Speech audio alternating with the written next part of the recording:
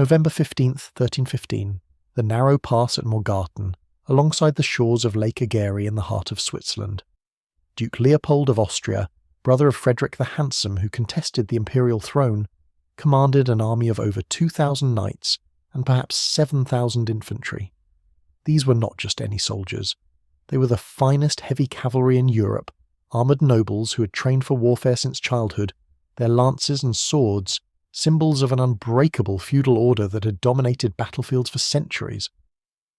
Leopold's army stretched in a column over half a mile long, threading through the mountain pass on what seemed like a straightforward punitive expedition. The men of Schwyz had raided the Abbey of Einsiedeln, a Habsburg-protected monastery, and Leopold intended to teach these rebellious peasants a lesson they would never forget. What Duke Leopold didn't know, what he couldn't have imagined as his knights rode confidently through the Alpine terrain, was that roughly 1,500 men were waiting in the forests above. Not knights, not nobles, peasants, farmers and herdsmen from the forest cantons of Uri, Schwyz and Unterwalden, who had formed a defensive alliance just 24 years earlier. These men carried halberds, 7-foot pole weapons combining axe, spike and hook that could tear a knight from his saddle or pierce through armour with brutal efficiency. They also carried something else, an unshakable determination to remain free and a willingness to fight with a savagery that would shock the chivalric order to its core. The Swiss had prepared a roadblock at the narrowest point of the pass, where steep slopes rose on one side and a swamp bordered the other. When Leopold's vanguard reached this obstruction, confusion rippled through the column. Before the knights could properly deploy, before they could form the cavalry formations that had crushed infantry forces for generations, the Swiss attacked. Boulders and logs came thundering down the mountainside, smashing into horses and men, creating instant chaos in the tightly packed column. Then came the Swiss themselves, charging downhill with their halberds, moving in tight formations that maintained cohesion even in the attack. What followed wasn't a battle, it was a slaughter. The Austrian knights, trapped in the narrow pass, unable to manoeuvre their war horses, found themselves helpless against the Swiss infantry. The halberd proved devastating against mounted knights. Its hook could pull a rider from his saddle, its axe blade could cleave through armour, its spike could pierce plate. The Swiss, unfamiliar with the customs of chivalric warfare, showed no mercy. They butchered retreating troops without quarter. Some Austrian infantry, seeing the brutality of the Swiss assault, chose to drown themselves in the lake rather than face capture. About 1,500 Habsburg soldiers died that November morning.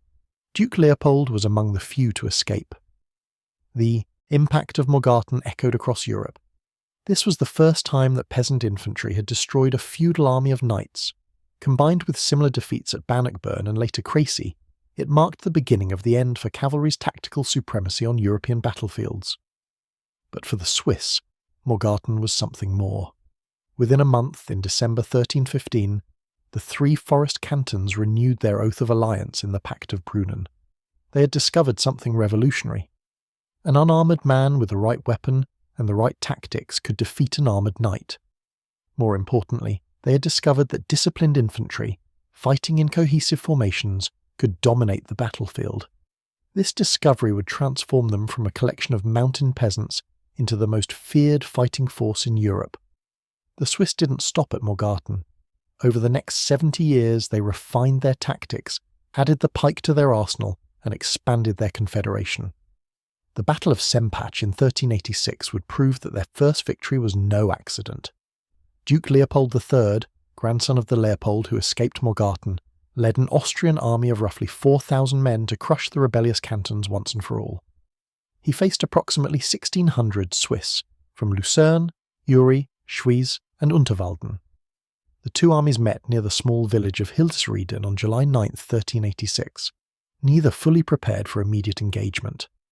Leopold, recognizing that the terrain wasn't suitable for cavalry, ordered his knights to dismount. They formed up in a dense formation, their lances creating a wall of steel points.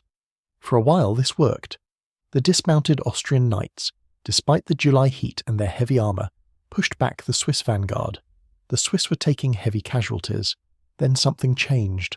Whether it was the legendary Arnold von Winkelried throwing himself onto the Austrian pikes to create a breach, as later chronicles claim, or simply the weight of the Swiss assault combined with Austrian exhaustion, the Habsburg line broke. Swiss halberdiers poured through the gap. What followed was carnage. Duke Leopold died in the melee, struck down by Swiss weapons. With him fell a large number of Austrian nobles and knights from the families of Aarberg, Beldegg, Bechberg, and dozens of others. The flower of Habsburg nobility bled out on the field near Sempach. 1,800 Austrians died compared to perhaps 200 Swiss. But the numbers don't tell the full story. Sempach demonstrated that Swiss pike and halberd formations could defeat heavily armed knights in open battle, not just in mountain ambushes. The victory solidified the Swiss Confederation's independence and established their military reputation across Europe. By the mid-15th century, this reputation had transformed into something unprecedented. The Swiss weren't just defending their own territory anymore. They were becoming mercenaries, Reisläufer, literally those who go to war selling their military services to the highest bidder. The reasons were economic. The Swiss cantons, despite their military success, remained relatively poor. The mountainous terrain offered limited agricultural opportunities. Young men faced restricted economic prospects in their rural communities. Foreign military service offered adventure, pride in the reputation of Swiss soldiers, and what military historian Sir Charles Oman described as a pure love of combat forged by 2 centuries of conflict. But what made Swiss mercenaries so valuable wasn't just their willingness to fight, it was their revolutionary tactical system, perfected through generations of warfare. The Swiss had developed the pike square, a formation that would dominate European battlefields for 2 centuries. The pike itself was an 18-foot spear with a small piercing head. Unlike shorter weapons, it gave infantry reach comparable to or exceeding mounted knights with lances, but a single pikeman was useless. The weapon was too long and unwieldy for individual combat. The genius of Swiss tactics lay in collective handling. Pike squares consisted of thousands of men moving in tight formations, their pikes creating an impenetrable hedge of steel points. The standard Swiss battle formation, the Gewalthaufen, consisted of 3 units: the Vorhut or vanguard, the Gewalthut or main body, and the Nachhut or rear guard. Each unit contained thousands of pikemen supported by halberdiers and skirmishers. The pikes formed the outer layers of the formation, creating a defensive wall that could stop cavalry charges dead. Inside were halberdiers ready to engage in close combat once the pikes broke enemy formations. This wasn't just a defensive system. The Swiss used their pike squares aggressively, maintaining cohesion while advancing at a steady pace. The overlapping pikes created a thrusting power equivalent to massed lances, but with far greater discipline and staying power than cavalry charges. When Swiss pike squares attacked, they resembled moving fortresses bristling with steel points, advancing relentlessly regardless of casualties. The psychological impact was devastating. Cavalry charges, the decisive tactical element for centuries, broke against Swiss pike walls like waves against rocks. The horses, instinctively refusing to impale themselves on the hedge of points, would swerve away or stop entirely. Knights who tried to engage found themselves outreached and vulnerable. But the true test of Swiss military dominance came in the Burgundian Wars of 1474 to 1477, when Swiss pike squares faced one of the most powerful armies in Europe. Charles the Bold, Duke of Burgundy, controlled vast territories stretching from the Netherlands through eastern France. He dreamed of consolidating these scattered domains into a kingdom that could rival France and the Holy Roman Empire. His Burgundian state was wealthy, powerful, and equipped with the most advanced military technology of the age. Charles possessed extensive artillery, well-trained cavalry, and innovative tactics that combined firepower with traditional feudal forces.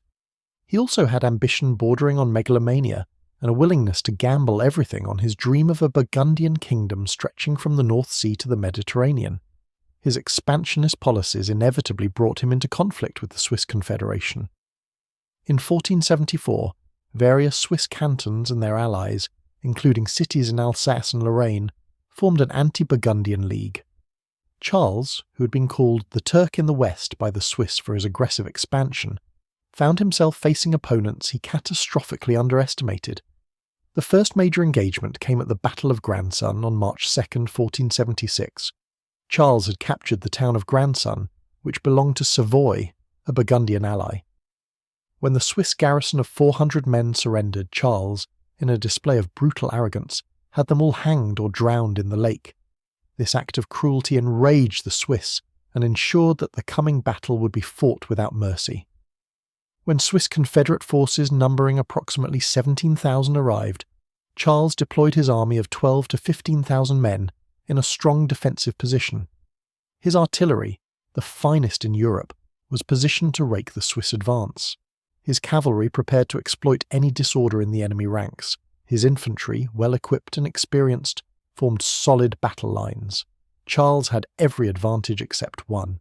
He was facing Swiss pike squares. The Swiss attacked in their standard formation, 3 massive columns of pikemen advancing steadily despite artillery fire. The Burgundian guns, impressive as they were, couldn't break the cohesion of the Swiss advance. Cannonballs tore gaps in the pike formations, but the Swiss closed ranks and kept moving. When the Swiss vanguard made contact with Burgundian positions, the result was immediate and catastrophic for Charles. The pike squares smashed through his defensive lines. Burgundian cavalry charges broke against the wall of pikes without effect. Infantry formations that tried to stand were enveloped and destroyed by the relentless Swiss advance. Charles, recognizing imminent disaster, fled the battlefield. In his haste, he abandoned his entire camp.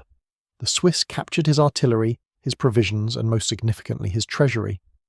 The haul became known as the Burgundian booty, and included so much gold, silver, jewellery and valuable goods that it enriched the participating cantons for years.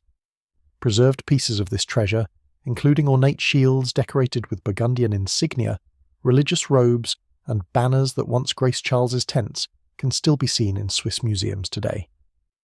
But Charles the Bold didn't accept defeat. He rallied his forces and prepared for revenge. 3 months later, on June 22nd, 1476, the 2 armies met again at the Battle of Morgarten. Charles had learned from grandson. He positioned his army of approximately 25,000 men in a strong defensive position, protected by a wooden palisade and earthworks. His artillery, recovered or replaced, was positioned to maximum effect. He had advantages of position and numbers. He prepared carefully and waited for the Swiss attack with confidence that this time, with proper preparations, he would crush the peasant pikemen. The Swiss force of approximately 25,000 men, including Confederate troops and allies from various German cities, faced the fortified Burgundian position. Charles expected a frontal assault that would allow his artillery and crossbowmen to decimate the Swiss before they reached his lines. What he got instead was a demonstration of Swiss tactical flexibility. The Swiss didn't launch a simple frontal attack. They used the terrain, approaching through wooded hills that concealed their movements. When they attacked, it came from an unexpected direction, hitting the Burgundian flank. The surprise was complete. Despite the fortifications, despite the artillery, despite Charles's careful preparations, the Swiss pike squares tore through the Burgundian army like a scythe through wheat. The Burgundian soldiers, many of them caught out of position by the unexpected assault, broke and ran. The retreat became a rout, and the rout became a massacre. Contemporary chronicles record that the killing of retreating Burgundian soldiers continued for 3 days after the battle. For 5 to 6 leagues, roughly 15 to 18 miles, the road was covered with dead. Some Burgundian soldiers who reached the city of Metz were reportedly so terrified of pursuing Swiss that they threw themselves into the moat trying to swim to safety. Charles the Bold lost an estimated 10,000 men at Morgarten. The Swiss suffered fewer than 300 casualties. It was one of the most lopsided victories in medieval military history. But even this devastating defeat didn't end Charles's ambitions. He raised yet another army and marched against René II, Duke of Lorraine, whose lands Charles needed to connect his northern and southern territories. By January 1477, Charles was besieging the city of Nancy in the middle of one of the harshest winters on record. His army, depleted and demoralized, numbered perhaps only 2,000 to 4,000 men.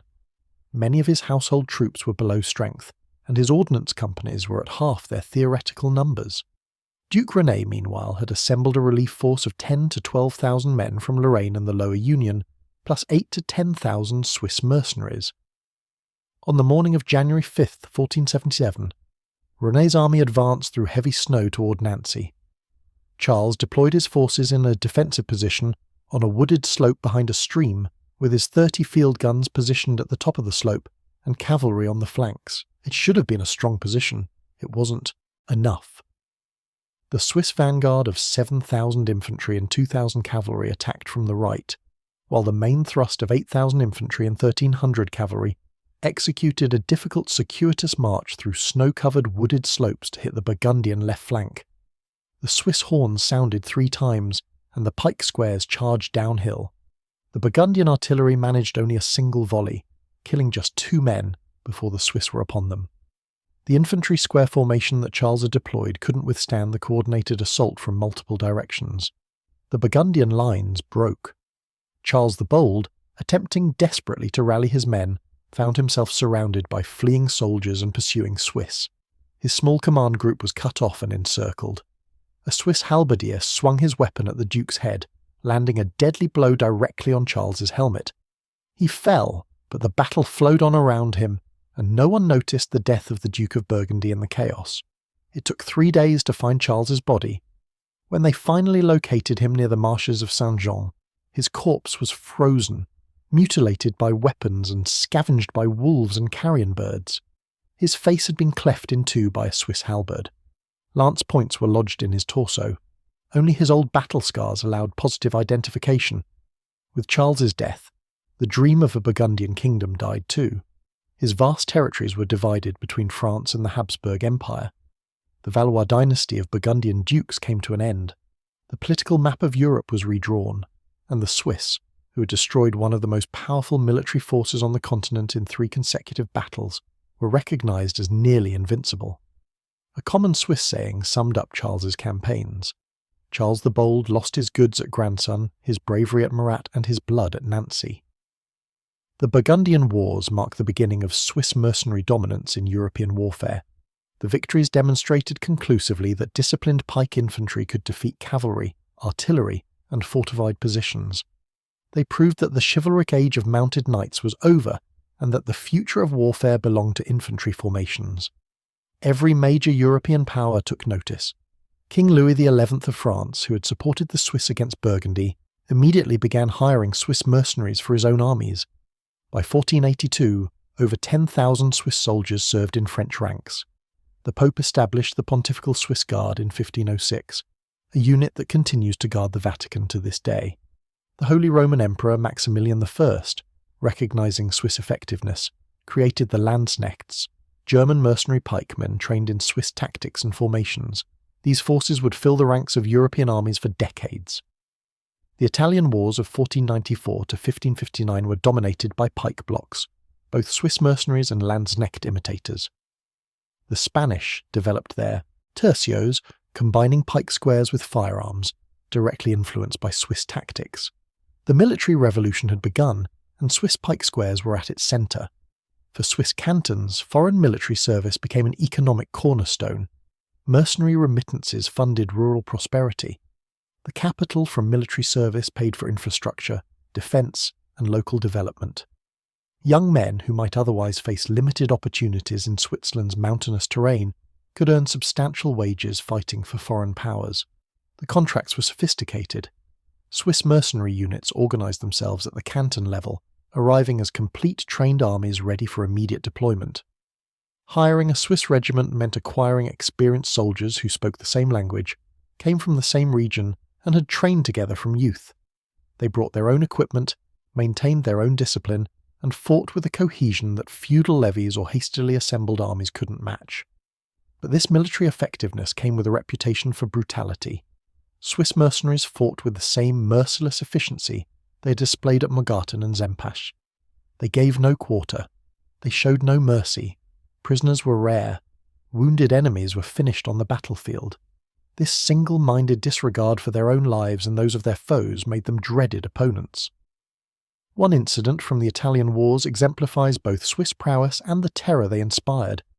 At the Battle of Marignano in 1515, 22,000 Swiss mercenaries serving Milan fought against French forces supported by Venetian allies, and ironically other Swiss mercenaries in French service.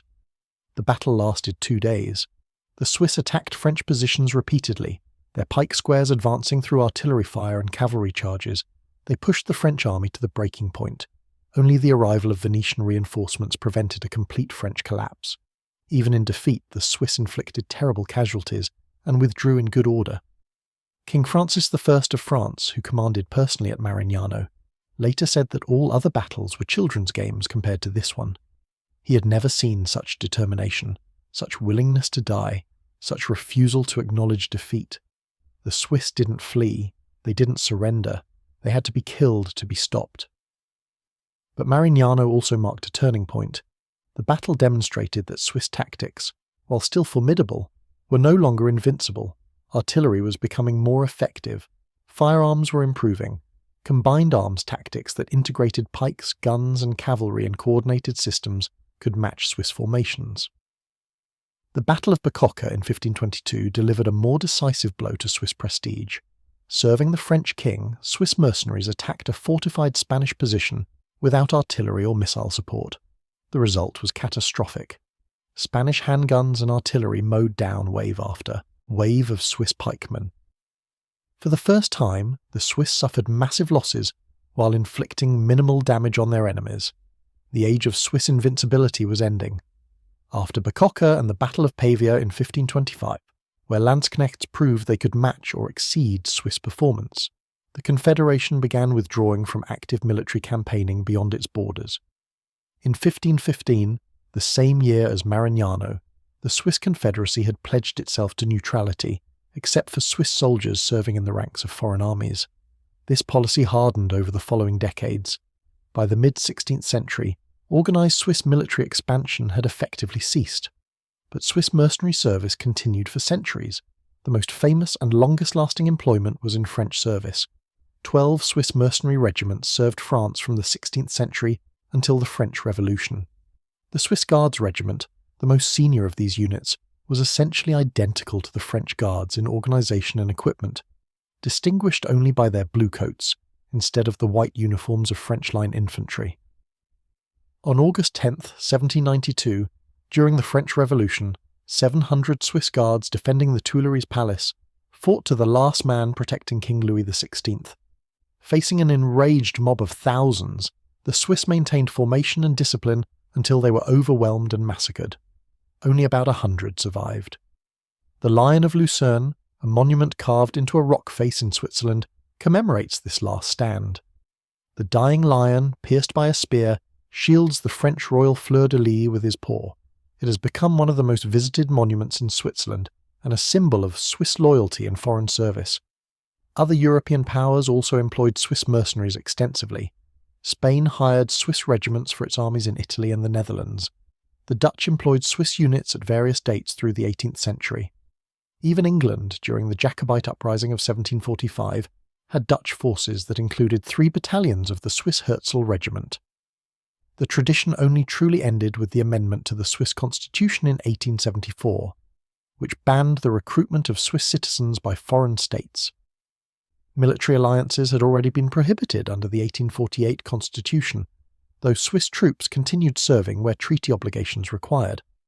The final major engagement was at Gaeta in 1860, where Swiss regiments serving Francis II of the Two Sicilies defended the fortress during the Italian War of Unification. That marked the end of an era that had lasted nearly 6 centuries. Today, only the Pontifical Swiss Guard remains, the colourfully uniformed soldiers who protect the Pope in Vatican City. They maintain the traditions of their mercenary ancestors, though their duties are now largely ceremonial. Potential recruits must be Catholic, Swiss citizens, unmarried, and must complete military training in Switzerland. The requirements echo the original standards of Swiss mercenary companies centuries ago, but the impact of the Swiss Reisläufer on military history extends far beyond their mercenary service. They revolutionized infantry warfare, demonstrated that disciplined foot soldiers could dominate battlefields, and proved that common soldiers could defeat feudal elites.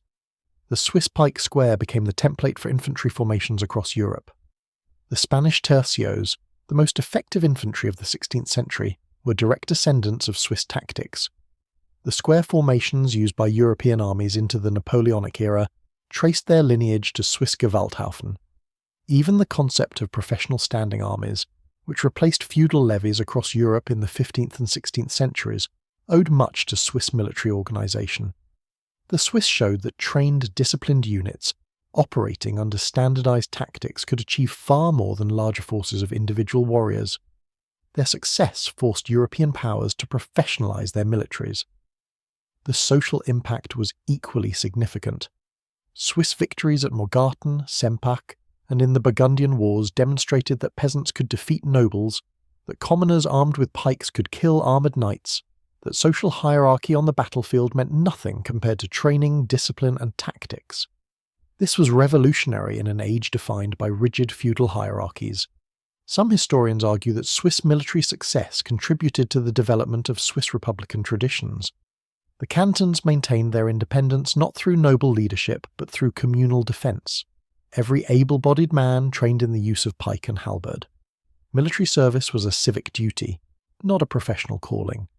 This citizen-soldier tradition, born in the mountain passes of medieval Switzerland, helped preserve Swiss independence and eventually contributed to the development of Swiss democracy.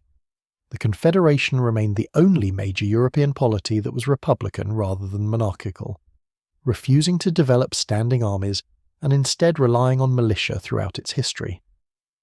Other European powers gradually shifted toward professional militaries and absolute monarchies. Switzerland maintained its tradition of armed citizens defending their liberties. Within Switzerland itself, however, the mercenary tradition was controversial. Reformers like Huldrych Zwingli argued that Reisläuferei, mercenary service, violated Christian ethics and Swiss sovereignty by exporting fighters for profane wars. The religious conflicts of the Reformation era saw Swiss mercenaries fighting Swiss mercenaries on opposite sides of Catholic-Protestant divisions.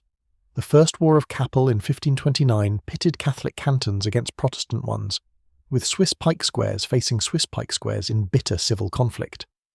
The Second War of Kappel in 1531 saw Zwingli himself killed in battle, in fighting as a chaplain with Zurich forces. These internal conflicts revealed the dark side of military culture. The same fighting prowess that had secured Swiss independence and made them wealthy through mercenary service also created internal divisions and social problems. Young men who had grown up expecting to earn their fortunes in foreign wars found peacetime constraints difficult to accept. Canton rivalries over mercenary contracts and foreign pensions created political tensions. The economic benefits of foreign service, while substantial, also created dependencies on external powers and entangled Switzerland in conflicts that had nothing to do with Swiss interests. The eventual decision to ban foreign military recruitment reflected these concerns. Swiss neutrality, formalised in international agreements after the Napoleonic Wars, represented a conscious choice to step back from the military interventionism that had defined Swiss relations with Europe for centuries, but the legacy remains. Modern Switzerland maintains one of the world's most effective militia systems, with every able-bodied male citizen required to perform military service and keep weapons at home. The tradition of the armed citizenry, capable of rapid mobilization for national defense, traces directly back to the pike squares of the 14th century. Swiss military doctrine still emphasizes defensive readiness, terrain advantage, and the ability of small, well-trained forces to defeat larger opponents. These principles worked at Morgarten in 1315. They worked in World War II when Switzerland's mobilized militia deterred German invasion. They remain central to Swiss defense policy today. The story of the Swiss Reisläufer is ultimately a story about how tactical innovation, social organization, and sheer determination can overcome seemingly insuperable odds. Peasant farmers from mountain valleys created a military system that destroyed the most powerful armies in Europe. They toppled feudal hierarchies, influenced the development of modern warfare, and maintained their independence for centuries against empires that should have crushed them. November 15th, 1315, when a handful of Swiss peasants ambushed Duke Leopold's army at Morgarten, seemed like a minor skirmish in the endless wars of medieval Europe. No one could have predicted that those farmers with halberds would transform into the most feared soldiers on the continent, that their tactics would revolutionize warfare, that their descendants would guard popes and serve kings, that their legacy would endure for 6 centuries. But that's exactly what happened. The Swiss didn't just shock Europe's best armies overnight. They redefined what was possible on the battlefield, proved that training and discipline could overcome social hierarchy and individual prowess, and created a military tradition that influenced warfare for generations. The thunder of Swiss pike squares advancing across European battlefields echoed through history. And today, centuries after the last Reisläufer marched off to foreign wars, Switzerland remains an armed, neutral, democratic republic, its citizens still trained in military service, still ready to defend their liberties. The legacy of Morgarten lives on in the mountains where it all began. The mountains where it all began held secrets beyond Morgarten's ambush tactics. The Swiss military revolution wasn't just about a single battle, or even a series of victories. It was about the systematic development of a military culture that turned every able-bodied man into a potential soldier, every village into a recruiting ground, every valley into a fortress. By the late 15th century, this culture had produced something unprecedented in European history. A society where military service wasn't just an obligation or a profession, but a way of life that permeated every aspect of social organisation. The training began in childhood. Swiss boys grew up handling pikes and halberds, practicing formations in village squares, learning the rhythms and movements that would keep them alive on the battlefield. This wasn't formal military training in the modern sense. There were no drill sergeants, no military academies. Instead, knowledge passed from father to son, from veteran to youth, through community exercises and local militias that doubled as social organisations. Every canton maintained its own military traditions, its own preferred tactics, its own proud history of victories. Competition between cantons for military honours drove continuous improvement. If Bern's pikemen performed well in a foreign campaign, Zurich's forces would train harder to surpass them. If Uri produced a legendary fighter, Swiss would respond by intensifying their own martial culture. This internal rivalry, while occasionally erupting into actual conflict, generally pushed Swiss military effectiveness to ever higher levels.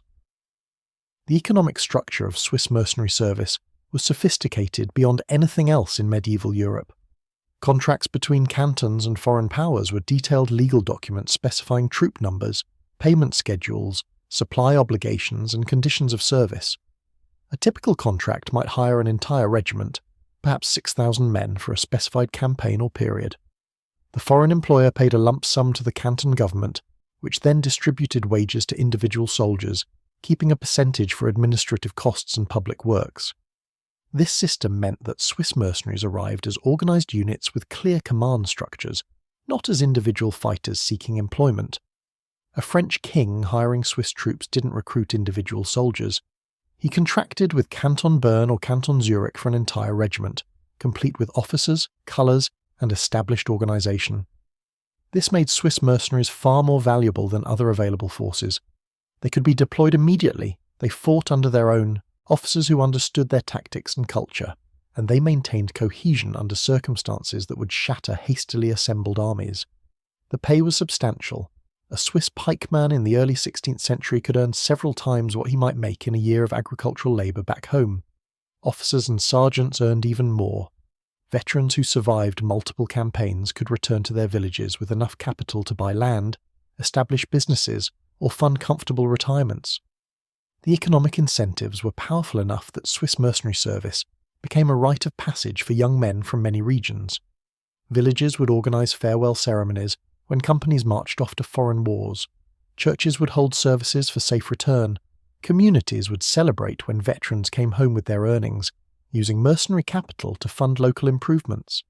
Roads, bridges, churches, and civic buildings across Switzerland were built with money earned in Italian, French, and German wars.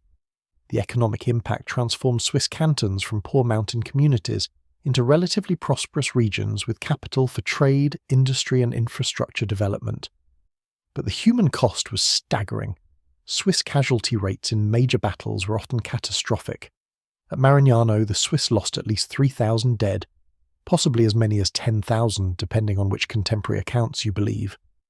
At Bicocca, entire formations were wiped out. At countless smaller engagements throughout the Italian wars and beyond, Swiss companies suffered losses that would have broken other military organisations. The reason for these high casualties was inherent in Swiss tactical doctrine.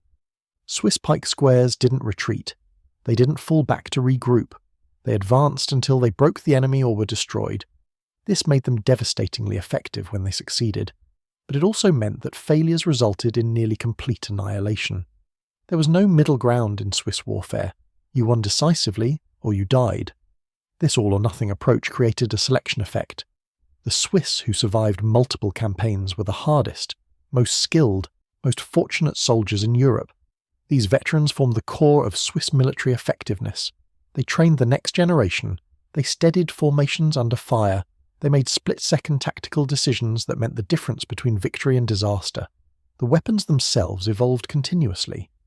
The pike grew longer as Swiss armies encountered different tactical challenges. Early pikes were 12 to 14 feet long. By the height of Swiss dominance, 18-foot pikes were standard, and some formations experimented with even longer weapons. The halberd, initially a simple poleaxe, developed into a sophisticated weapon with carefully balanced blade, spike, and hook.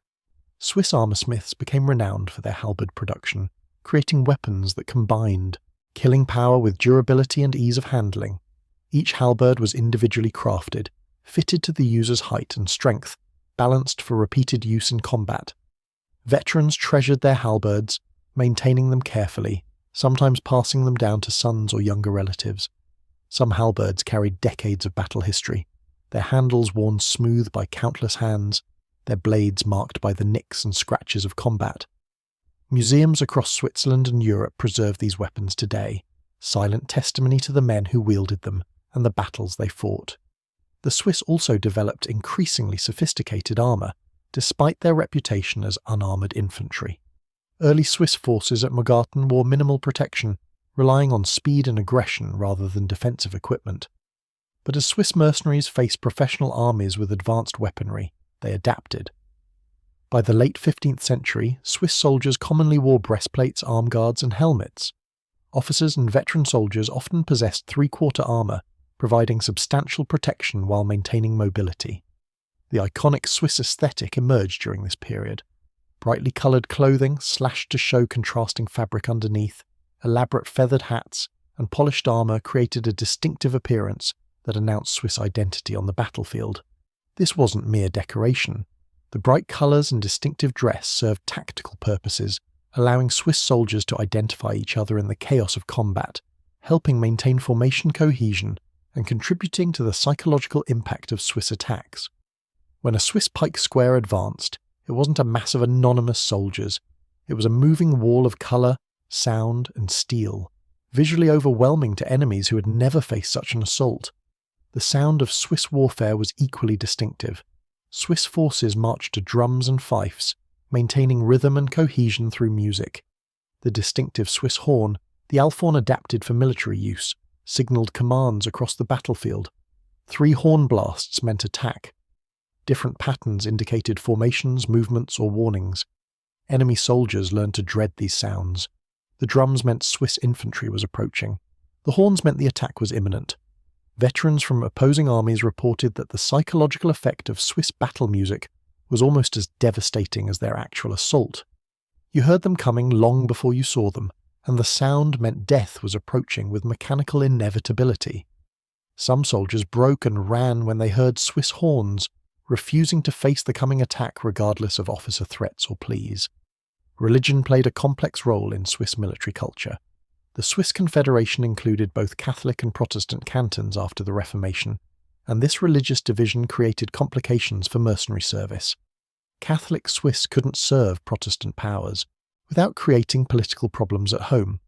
Protestant Swiss faced similar restrictions regarding Catholic employers, yet the demand for Swiss mercenaries was so high that both religious factions found steady employment. France, Catholic but pragmatic, hired both Protestant and Catholic Swiss regiments, keeping them in separate formations to avoid internal conflicts. The Pope, obviously, employed only Catholic Swiss. Protestant powers like various German principalities and occasionally England hired Protestant Swiss formations. This religious division sometimes led to tragic confrontations. In the French Wars of Religion during the late 16th century, Catholic Swiss serving the French crown faced Protestant Swiss in Huguenot armies. These battles within battles, Swiss against Swiss, were reportedly fought with particular ferocity, as if each side needed to prove their religious commitment along with their military prowess. The officer class within Swiss mercenary formations deserves special attention. Swiss military democracy was unusual for its era. Officers were often elected by their men, particularly at the company level. A captain commanded because his soldiers trusted and respected him, not because of noble birth or wealth. This created a unique command dynamic. Swiss officers led from the front, sharing the dangers their men faced. A captain who tried to remain safely behind the lines while his pikemen advanced would lose respect and authority immediately. Swiss military culture demanded that leaders prove themselves through personal courage and tactical skill. This meant Swiss casualty rates among officers were extraordinarily high. At major battles, Swiss companies often lost their captains and multiple lieutenants. But it also meant that the officers who survived were genuinely capable leaders who commanded through earned respect rather than enforced hierarchy. The relationship between Swiss cantons and their mercenary forces created interesting political dynamics. Cantons competed for lucrative mercenary contracts, but they also had to maintain enough military capability at home for defence. The solution was a rotation system. Mercenary companies would serve abroad for a specified period, perhaps 2 or 3 years, then return home. New companies would then form for the next contract. This meant that at any given time a significant portion of Swiss military-age males were serving abroad, but the cantons maintained enough men at home to raise substantial defensive forces if needed. The system also ensured that military experience constantly circulated back into the general population. Veterans returning from Italian or French wars brought advanced tactical knowledge, combat experience, and professional military skills that enhanced overall Swiss defensive capabilities. The Swiss also developed a remarkable intelligence network.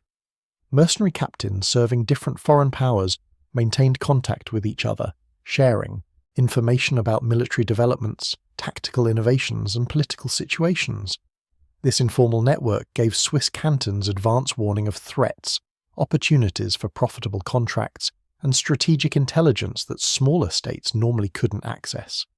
Swiss mercenaries served in virtually every major European army at various times, giving Switzerland connections and information sources throughout the continent. These intelligence advantages helped Swiss diplomacy punch far above its weight. A small confederation of mountain cantons could negotiate effectively with great powers because Swiss diplomats knew what was happening in foreign courts, understood the military capabilities of potential enemies, and could leverage their soldiers' value in complex political negotiations. The impact on European military development was profound and lasting. The Landsknechts, German mercenary pikemen created explicitly to counter Swiss dominance, adopted Swiss tactics, weapons, and even dress. By the mid-16th century, German Landsknechts were nearly indistinguishable from Swiss mercenaries in combat effectiveness. The Spanish tercios, which dominated European battlefields for over a century, evolved directly from Swiss pike tactics combined with Spanish innovations in firearms integration. The tercio formation, mixing pikemen with arquebusiers in mutually supporting formations, represented the next evolution of infantry warfare after Swiss pike squares. But the core remained Swiss tactical concepts: disciplined infantry in tight formations, refusing to break, advancing steadily regardless of casualties, trusting collective strength over individual prowess. Even cavalry tactics evolved in response to Swiss infantry dominance. The caracole, where cavalry formations would approach enemy infantry, fire pistols or carbines, then wheel away before closing, developed specifically to engage pike squares without suffering the devastating losses that traditional cavalry charges incurred. Heavy cavalry, the backbone of medieval warfare, transformed into pistol-armed cuirassiers precisely because charging pike squares on horseback had become suicidal. The whole structure of early modern European armies reflected Swiss influence. By 1550, every major European power fielded pike and shot infantry as their primary battle troops. Artillery, cavalry, and other specialized forces existed to support infantry, not the other way around as had been true in medieval warfare. This infantry-centric military structure persisted until the development of socket bayonets in the late 17th century finally allowed firearms-armed troops to defend themselves effectively without pikes. The financial implications of Swiss mercenary dominance were equally significant. Foreign military service pumped enormous amounts of capital into Swiss cantons. Modern estimates suggest that mercenary remittances constituted a substantial percentage of Swiss national income during the 16th century. This money funded not just private enrichment but public infrastructure and economic development. Swiss cities built impressive fortifications using mercenary capital. Roads were improved to handle military traffic. Bridges were constructed or upgraded. Public buildings, municipal administration, and civic institutions all benefited from mercenary income. The wealth also funded Swiss neutrality, paradoxically. By the mid-16th century, Swiss cantons had accumulated enough capital that they didn't need to expand territorially. They could afford to maintain their independence without aggressive expansion, unlike most European states that financed themselves through conquest and plunder. The combination of military capability, defensive terrain, and economic sufficiency made Switzerland effectively unconquerable and unnecessary to conquer. Major powers could hire Swiss soldiers more cheaply than they could conquer Switzerland, and conquest would eliminate access to Swiss mercenaries. The 30 Years' War from 1618 to 1648 demonstrated Swiss neutrality's practical benefits. While Germany descended into devastating religious warfare that killed perhaps a third of the population, in some regions, Switzerland remained neutral and relatively peaceful. Swiss mercenaries served on both sides of the conflict, Catholic Swiss with imperial forces, Protestant Swiss with Swedish and various German Protestant armies, but Switzerland itself avoided direct involvement. The peace treaties ending the war explicitly recognized Swiss independence and neutrality. The political genius of Swiss policy became clear. By providing military services to multiple sides, by maintaining careful neutrality in their own policy, by leveraging their defensive strength and economic independence, the Swiss cantons secured what they had fought for since Morgarten: genuine independence and freedom from foreign domination. The military culture that made all this possible was maintained through constant practice. Swiss villages held regular militia musters where every man of military age drilled with pike or halberd. Shooting competitions with crossbows and later firearms tested marksmanship and maintained skills. Wrestling, stone throwing, and other strength competitions maintained physical fitness while reinforcing communal bonds. These weren't quaint folk traditions. They were systematic military training disguised as festivals and community gatherings. The young men competing in wrestling matches were practicing close combat skills they might need in future wars. The militia formations drilling on village greens were maintaining the tactical cohesion that made Swiss infantry effective. The shooting competitions identified natural marksmen who might serve as skirmishers or elite troops. Swiss society organized itself around military readiness in ways that seem almost totalitarian by modern standards, yet this was understood as necessary for maintaining independence. A small nation surrounded by larger, more powerful neighbours survived through deterrent strength. Every Swiss man was a potential soldier. Every Swiss community was a military unit. The entire confederation was an army that happened to farm, trade, and live civilian lives between wars. The weapons technology race of the 16th century presented challenges for pike-based tactics. Firearms improved dramatically in reliability, rate of fire, and penetrating power. Spanish musketeers at Bicocca demonstrated that well-positioned firearms could massacre pikemen in the open. Later battles confirmed that pike squares, while still formidable, were vulnerable to sustained firearm volleys. The Swiss adapted, incorporating arquebus and musket-armed troops into their formations. But this adaptation reduced their unique advantage. Any nation could train musket-armed infantry. The special Swiss strength was pike handling and formation discipline, skills that took years to develop. When firearms became dominant battlefield weapons, Swiss military distinctiveness declined. By the mid-17th century, Swiss mercenaries were respected professional soldiers, but they were no longer the decisively superior force they had been in 1500. The economic model also faced challenges. As European states developed professional standing armies, they needed year-round soldiers, not temporary mercenary companies. France transformed Swiss mercenary regiments into permanent formations in French royal service, paying regular salaries and providing standardized equipment. This made them more reliable for the French crown, but less independent and less lucrative for Swiss cantons. The relationship gradually shifted from mercenary contractors to allied regiments, from temporary hired forces to permanent foreign service. Swiss soldiers in French service by the 18th century were essentially French soldiers who happened to be Swiss nationals. They wore French uniforms, followed French regulations, and served French strategic interests. The connection to their home cantons weakened over generations.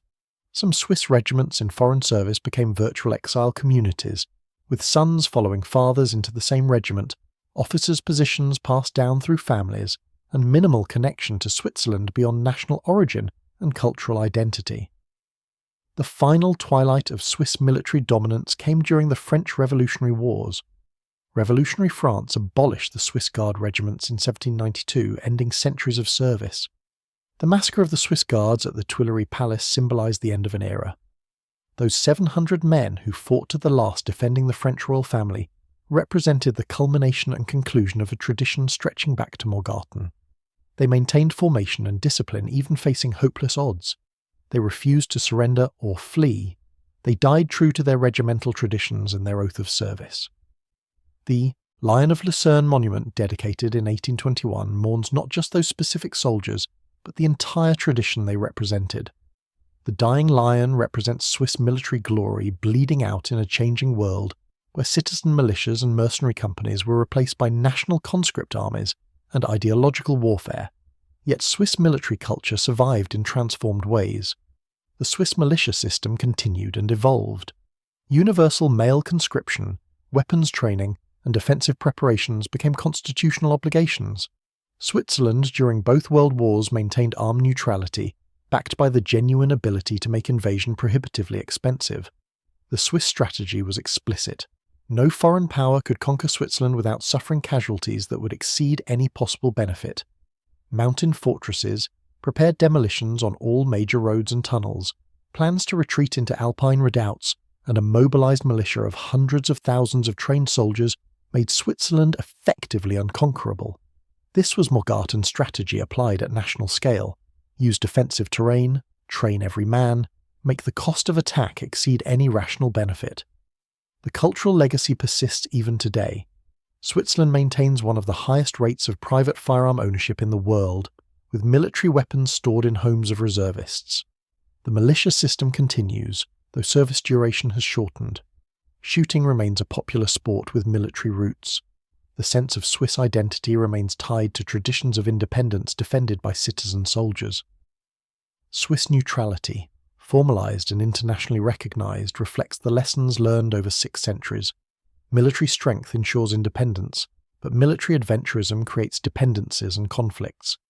Better to remain defensively strong and diplomatically neutral than to pursue glory and conquest.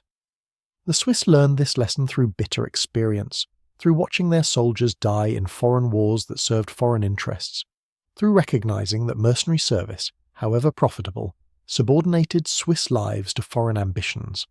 The historical judgment on Swiss military achievements is necessarily complex. The Swiss developed revolutionary infantry tactics that changed European warfare fundamentally. They proved that disciplined common soldiers could defeat feudal elites. They maintained independence against vastly more powerful neighbours through military excellence and strategic wisdom. These are genuine achievements that deserve recognition and respect. But Swiss military success also rested on ruthless brutality, on willingness to kill without mercy, on a culture that valorized violence and combat prowess above almost all other values. Swiss pike squares gave no quarter. Swiss mercenaries served whoever paid them, fighting in wars that had nothing to do with Swiss interests. The economic benefits of mercenary service came at the cost of tens of thousands of Swiss lives, young men who died in Italian fields, French forests and German plains fighting for foreign causes. The wealth that built Swiss cities and roads was paid for in Swiss blood. Every bridge funded by mercenary capital represented hundreds of men who never came home. Modern Switzerland has made peace with this complicated legacy. Museums preserve the weapons and banners, monuments honour the fallen, historical societies study the battles and tactics, but there's also acknowledgement of the moral ambiguity. Swiss mercenary service enriched Switzerland but also sustained wars, prolonged conflicts, and enabled foreign aggression. The decision to end mercenary recruitment in the 19th century represented a moral choice as much as a practical one. Swiss lives should serve Swiss interests, not foreign gold. The transformation from military exporter to armed neutral, from aggressive mercenary supplier to defensive militia state, reflects hard-won wisdom about the proper role of military force in society. The story of the Swiss Reisläufer is ultimately about transformation. Mountain peasants who ambushed an Austrian army in 1315 became, over 2 centuries, the most feared professional soldiers in Europe. Their tactical innovations revolutionized warfare. Their military culture influenced European development. Their service shaped the political map of the continent. And then, recognizing the costs and contradictions of their military dominance, they transformed again into a neutral, defensive society that maintains military strength precisely to avoid using it. From Morgarten to Marignano to the Tuileries to modern neutrality, the Swiss military tradition evolved continuously while maintaining core principles: independence, citizen defence, and the understanding that liberty preserved through force of arms requires constant vigilance and sacrifice. The pikes and halberds are museum pieces now. The mercenary companies won't march again. But the legacy endures in Swiss institutions, identity, and continued commitment to armed neutrality. The transformation that shocked Europe began in mountain passes 5 centuries ago and continues still, adapting ancient traditions to modern circumstances while preserving the essential principle that made it all possible. Free people, collectively organised and properly armed, can defend themselves against any threat. That principle, proven at Morgarten and refined through centuries of warfare and peace, remains Switzerland's foundation and the enduring legacy of the Reisläufer who shocked Europe and changed military history forever.